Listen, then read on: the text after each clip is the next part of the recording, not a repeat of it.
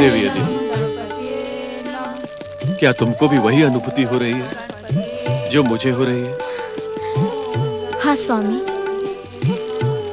जैसी अनुभूति प्रिय पुत्र महोत्कट के समय पर हुई थी, वैसी अनुभूति मुझे इस समय भी हो रही है। अवश्य ही परम देव श्री महागणेश का कोई दिव्य अवतार अथवा महोत्कट हमारे समीप है। ओम गणपते नमः। ओम गणपते नमः। ओम गणपते। पिताश्री आपके आराध्य परमदेव श्री महागणेश के अवतार इन दोनों दैत्य माताओं को कहाँ लिए जा रहे हैं? देवराज इंद्र, परमदेव श्री महागणेश की आराधना करने के कारण इन दोनों को देवियों का पद मिल गया है। इसी कारण इन्हें स्वर्ग में रहने का अधिकार भी मिल गया है। दैत्य कुल में जन्म लेने वाली दैत्यों को देवियों का पद, स्वर्ग का सुखभोग और अदिति पुत्र इंद्र को कुछ भी नहीं। कुछ पाने के लिए कुछ प्रयास भी करना पड़ता है देवराज, परंतु प्रयास और संघर्ष तो आप करना ही नहीं जानते। इसीलिए शुभ शक्तियाँ आपके लिए कुछ भी करने को उत्सुक नहीं होती। अब आप भी अपने माता और पिता के समान परम देव श्री महागणेश की आराधना करके अपना इच्छित वरदान प्राप्त करें, आपका कल्याण होगा।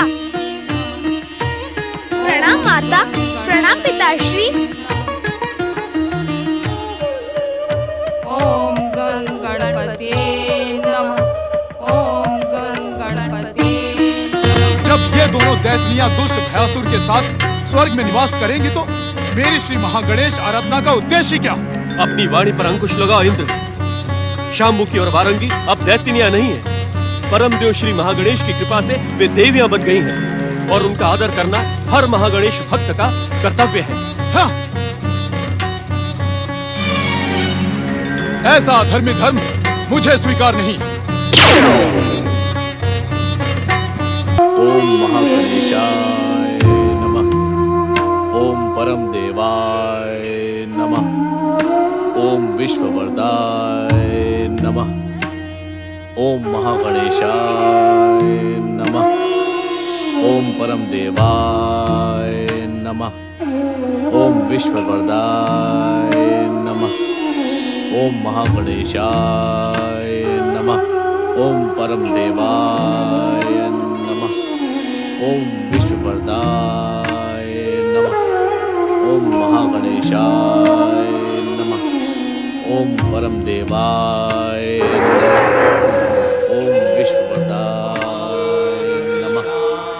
ओम महागणेशाय नमः।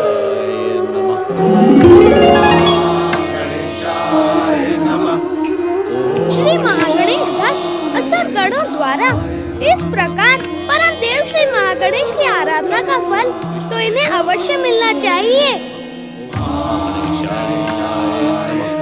स्वर्ग के देवता यहाँ रहकर नाच गाना और भोग विलास में खो जाते हैं, जबकि इसी स्वर्ग में रहकर परम देव श्री महागणेश की आराधना करने वाले इन असुरों को देवताओं से भी अधिक सुख प्राप्त होना चाहिए।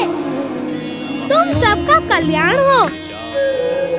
महागणेशाय नमः। महागणेशाय नमः। ओम महागणेशाय नमः। भक्तराज भयासुर, आंखें खोलो।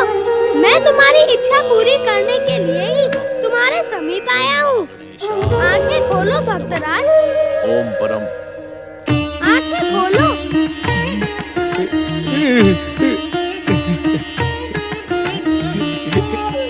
जय जय श्री महागणेश।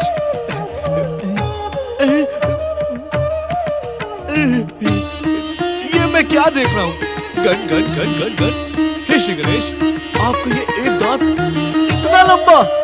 क्या मेरा इतना लंबा दांत देखकर स्वर्ग सम्राट भयासुर को भय होने लगा? भक्त को कभी भय नहीं होता स्वामी। अपने स्वामी का बदला हुआ रूप देखकर आश्चर्य होता है। मुझे भी आपको देखकर आश्चर्य हो रहा है। एकाएक आपका ये दांत इतना लंबा कैसे हो गया?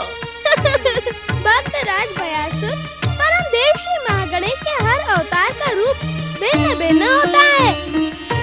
क्यों स्वामी? यदि रूप भिन्न भिन्न नहीं होंगे तो उन्हें पहचाना कैसे जा सकता है? मैं परम देव श्री महागणेश का एक दंत अवतार हूँ।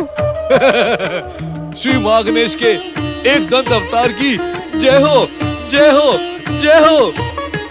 भक्त राज भयासुर, कुछ समय बाद तुम्हें परम देव श्री महागणेश के एक और अवतार की जय जयकार करनी होगी।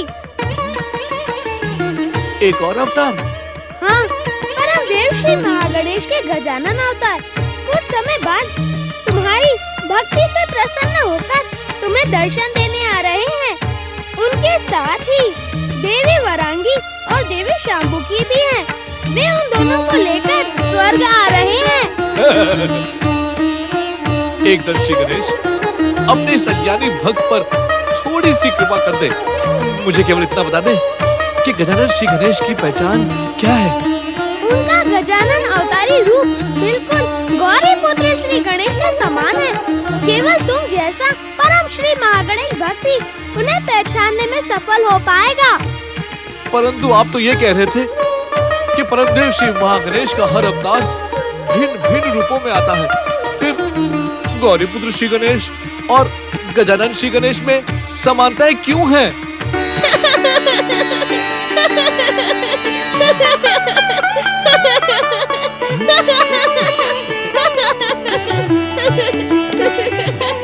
स्वामी एकदम श्री गणेश, मेरी मूर्खता पर हंसना उचित है, परंतु मेरी शंका का समाधान तो कर दे।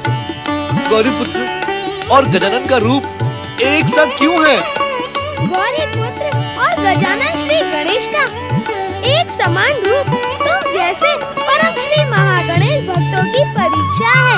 यदि तुम उन्हें पहचान गए तो तुम्हारी भक्ति सफल हो जाएगी।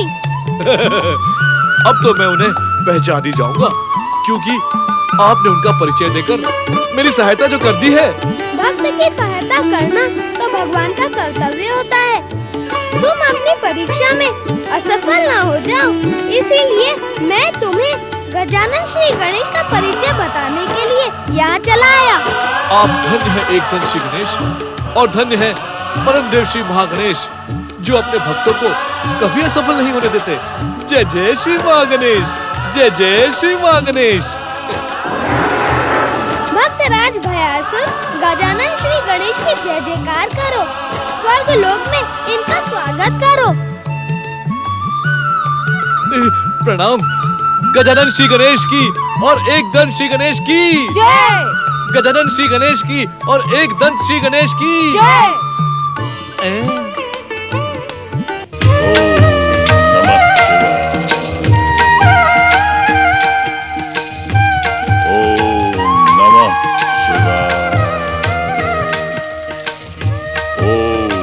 नमः शिवाय।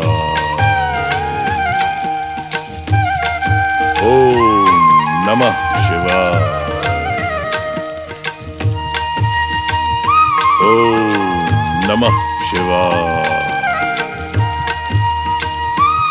हे दैत्यों के आराध्य भगवान शिव शंकर, तारकासुर के तीनों पुत्र आपकी अखंड आराधना में लीन है। उनकी हर संकट से रक्षा करना महादेव, अपनी कृपा दृष्टि उन पर रखना। नारायण नारायण, ओम गंग गणपते नमः, ओम नमः शिवाय नमः। प्रणाम दैत्य गुरु शुक्राचार्य, प्रणाम। देवताओं के ऋषि नारद दैत्य गुरु शुक्राचार्य के आश्रम में।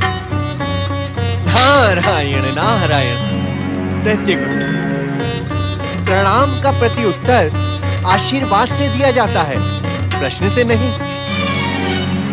देवताओं के ऋषि को दैत्य गुरु शुक्राचार्य के आशीर्वाद की क्या आवश्यकता है? नारायण नारायण, अगर आवश्यकता ना होती तो ये नारद यहाँ आपको प्रणाम करने के लिए उपस्थित ही क्यों होता?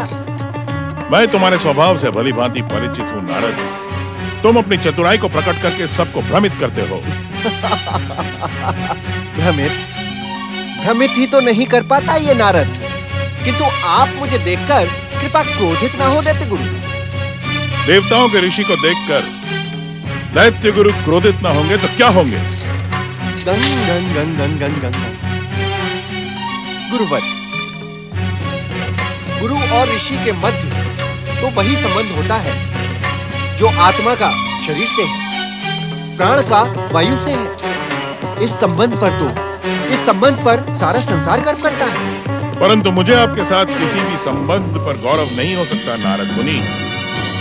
ना तो मुझे आपका परामर्श सुनना है और ना ही मुझे आपकी चतुराई से भ्रमित होना है। नारायण नारायण। सुनने और सुनाने की बात पर एक बात स्मरण हो आई दैत्य गुरु कि दैत्य माता दिति भी तो आपकी बात नहीं सुनती, फिर भी आप उन्हें अपनी बात सुनाने और समझाने का प्रयास करते रहते हैं। ये हमारा निजी विषय है नारद मुनि, आप इसमें हस्तक्षेप ना करें। मैं तो यहाँ तक भी जानता हूँ दैत्य गुरु कि दैत्य माता दिति आपको दैत्य शत्रु कहकर पुकारती है। नारायण नारायण। इस बार तो उन्होंने आपकी इतनी भयानक उपेक्षा की है कि आप उसे सुनकर स्तब्ध रह जाएंगे। किस उपेक्षा की बात कर रहे हैं आप? दैत्य माता दिति के कारण तारक पुत्र विद्युन्माली और कमलाक्ष विवश और असहाय होकर रह गए। दैत्य माता दिति के उग्र स्वभाव के कारण तारक पुत्रों का विवश और असहाय होना स्वाभाविक है। परंतु तुम्हारे परामर्श की इसमें मुझे कोई आवश्यकता नहीं है नारद मुनि। तुम बिन बुलाए यहाँ आ गए हो, तुम्हारी यहाँ आवश्यकता भी नहीं है। मुझे शिव आराधना करने दो और चले जाओ यहाँ से। कैसे चला जाऊं दैत्य गुरु, कैसे चला जाऊं? यही तो नारद के स्वभाव की विवशता है कि किसी को मझधार में डूबता देखकर नारद अपने कर्तव्य से मुख नहीं मोड़ता। मुझे अपनी शिव भक्ति पर दृढ़ विश्वास है नारद, मैं मझधार में नहीं डूबने वाला। नारायण नारायण। ओम महागणेशाय नमः। दृढ़ विश्वास तो सफलता का मूल मंत्र है, किंतु आप ही के भक्तों के समान आपकी शिव भक्ति का भी कोई परिणाम नहीं निकलेगा। अर्थात? नारायण नारायण। अर्थात दैत्य माता दिति के प्रभाव में आकर तारक पुत्र कमलाक्ष और विद्युन्माली ने शिव आराधना को त्याग कर ब्रह्मदेव की आराधना प्रारंभ कर दी, जिससे उन्हें स्वर्ग सिंहासन मिल जाए। किंतु दुर्भाग्य, नारायण नारायण, ये दुर्भाग्य तारक पुत्रों का पीछा नहीं छोड़ रहा है। ये तुम क्या कह रहे हो नारद? मेरी बात पर आप तनिक भी संदेह ना करें दैत्य गुरु। सत्य पर अडिग रहना नारद का धर्म है।